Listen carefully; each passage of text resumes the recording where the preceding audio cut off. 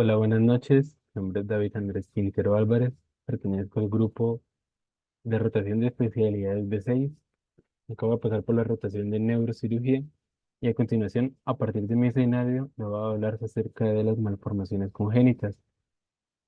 Para poder empezar a hablar de este tema, pues vamos a lo principio de todo, que es la embriología.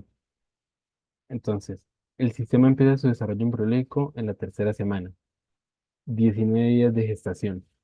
Este proceso, llamado neurulación, ocurre en la región del embrión entre la membrana bucofaringea y el nodo primitivo. El neuroectodermo pasará a ser el tubo neural y posteriormente se convertirá en el sistema nervioso central. Por el contrario, la cresta neural pasará a ser el sistema nervioso periférico. La neurulación convierte el ectodermo en neuroectodermo. Entonces, visualizando este dibujo que tengo acá, podemos observar de que en la notocorda se va a producir pues la variación del gen Sonic Hedgehog y se va a producir una diferenciación que si llega a producir una deficiencia de ácido fólico, pues se va a ver anencefalia y espina bífida. Por el contrario, abajo vamos a ver el dibujo de la cresta neural, tubo neural y las tres vesículas principales que se van a formar pues en este sector, el prosencéfalo, mesencéfalo y el romboencéfalo. Entonces, en el prosencéfalo, que es el cerebro, va a aparecer el diencéfalo, el tálamo, el ventrículo, los hemisferios y los ventrículos laterales que luego se van a diferenciar entre el encéfalo. El mesencéfalo pasará de ser el mesencéfalo y se convertirá en el agujero de Silvio y el romboencéfalo pasará a ser la médula espinal, subdividiéndose en mielencéfalo y metencéfalo. El mielencéfalo será la médula espinal y el bulbo raquídeo y el metencéfalo la protuberancia y el cerebelo. Entonces, vamos a hablar acerca de las diferentes malformaciones congénitas que se pueden producir en los niños. Entonces, tenemos la primera que vamos a hablar acerca de la hidrocefalia, que consiste en el acúmulo excesivo de líquido cefalorraquídeo en los ventrículos cerebrales y en el espacio subaracnoideo. Es decir, pues se va a producir una dilatación ventricular que va a aumentar la presión intracraneal. Entonces pueden ser de tipo obstructivo, que es no comunicante, que es el acúmulo de líquido cefalorraquídeo por una obstrucción en el flujo de líquido cefalorraquídeo. En el sistema ventricular, dilatación de uno o más ventrículos y se va a poder observar en nuestro paciente que va a tener papilema, espasticidad en miembros inferiores. La clínica que suele ser más recurrente en niños con hidrocefalia será el aumento del tamaño de la cabeza, un retraso en el crecimiento, vómito e inmovilidad del cuerpo y todo esto se va a ir acompañado de cefalea, náuseas, vómitos, alteraciones del comportamiento y letargia en los niños. También puede aparecer la diplopía, que es la afectación del sexo paracranial en el cuerpo. Pasando esto, pues vamos ahora a hablar acerca de cómo se va a producir pues la hidrocefalia en los adultos, que es que se aparece y ocurre de forma brusca o gradual con aspectos como dolor de cabeza intenso, vómitos, alteración visual y deterioro de la conciencia.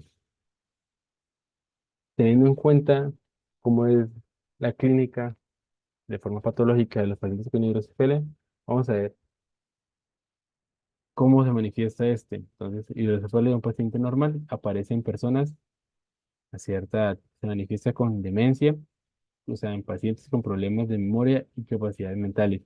La dificultad para caminar, va a empezar el paciente a caminar de forma inestable y da pequeños pasos. Y la dificultad para controlar barra. La etiología de la hidrocefalia, pues, se categoriza de dos maneras, ya sea de origen o que sea comunicante. Entonces, si tiene un origen, pues toca averiguar si es congénito y este se adquiere dentro de la vía uterina, ya sea por un factor genético o ambiental. Se va a producir una estenosis o obliteración aductal, como por ejemplo, pues un paciente que adquiera meningitis y después de la etapa natal, que es meningitis a cualquier edad debido a una enfermedad o a una lesión. Por otro lado, tenemos la comunicante, entonces hay que decidir si es comunicante o no es comunicante. Si es comunicante, pues es un problema del espacio subaracnoideo, que es el lugar donde se produce la absorción de líquido cefalorraquídeo, y ocurre cuando el flujo de líquido cefalorraquídeo es normal en los ventrículos presentes. Si no llegara a ser comunicante, pues el flujo de líquido cefalorraquídeo en el de los ventrículos se ve obstruido, el acueducto del Silvio presentará una obliteración en su espacio. La fisiología del líquido cefalorraquídeo pues comienza en los plexos coroideos, pasa a los ventrículos laterales y habitualmente se producen 500 mililitros por día. Sale de los ventrículos laterales por los agujeros de Monro hacia el tercer ventrículo y pasa por el acueducto de Silvio para llegar al cuarto ventrículo, pasando por las agujeros de Lusky y Mangendi hacia la cisterna magna presente. De aquí el líquido cefalorraquídeo pues va a las cisternas de la base y llega hasta la convexidad craneal. La mayoría de la parte se absorbe a nivel de los senos venosos durales en las vellosidades aracnoideas. Continuando con las patologías, hay que tener presente de la siringomegalia, que es un desarrollo de un quiste lleno de líquido. De, este se produce pues, dentro de la médula espinal. El quiste puede agrandarse y dañar la médula espinal y causar dolor, debilidad, rigidez. El diagnóstico de esta patología se realiza por medio de la resonancia magnética. Continuando, podemos hablar de la distrofismo espinal, que el índice de enfermedades en las cuales existen evidencias de anomalías del tejido nervioso y la columna vertebral se divide en, primero, espina bífida quística, que es como el mielomeningocele familiar, el meningocele, y la raquisquisis, que es una ausencia completa del cierre del tubo neural y falta de la parte posterior de la médula, meninge y vértebra.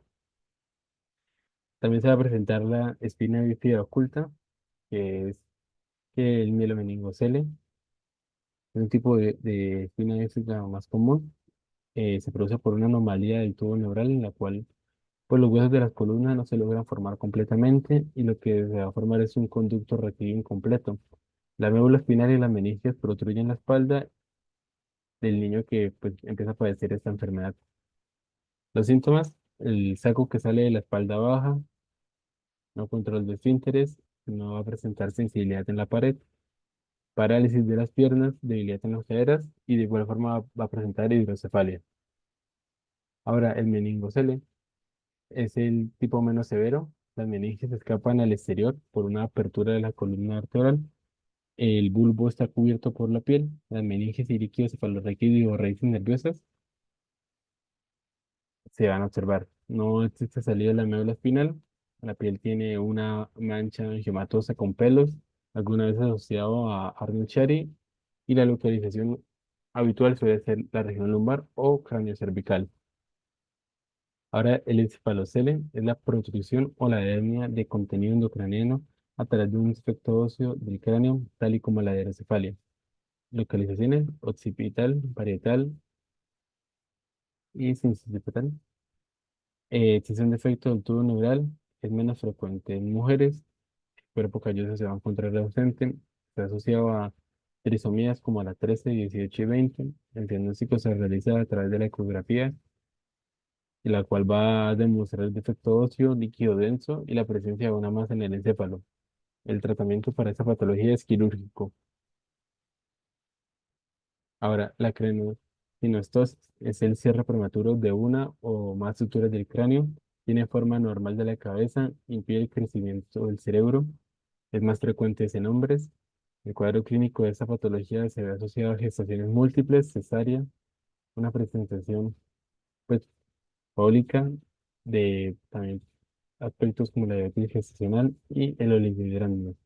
Además, braquicefalia, trigonocefalia, plagiocefalia y esclerocefalia. El diagnóstico de esta patología se realiza a través de la ecografía. Los síndromes craneofaciales, que son alteraciones tanto en la cara como en la forma del cráneo, debido al cierre temprano que se va a producir de las estructuras de la base del cráneo, del lateral occipital y frontoesfenoidal. De acuerdo a las distintas estructuras que se van encontrando afectadas, pues se desarrollan distintos tipos de formas de los cráneos, de los cuales pues ya hablé previamente. Ahora, tenemos el síndrome de Arnold-Chiari, que es un grupo de desórdenes neurológicos heterogéneos caracterizados por alteraciones dentro de las regiones del cerebelo, del tallo y de la unión cráneo-cervical.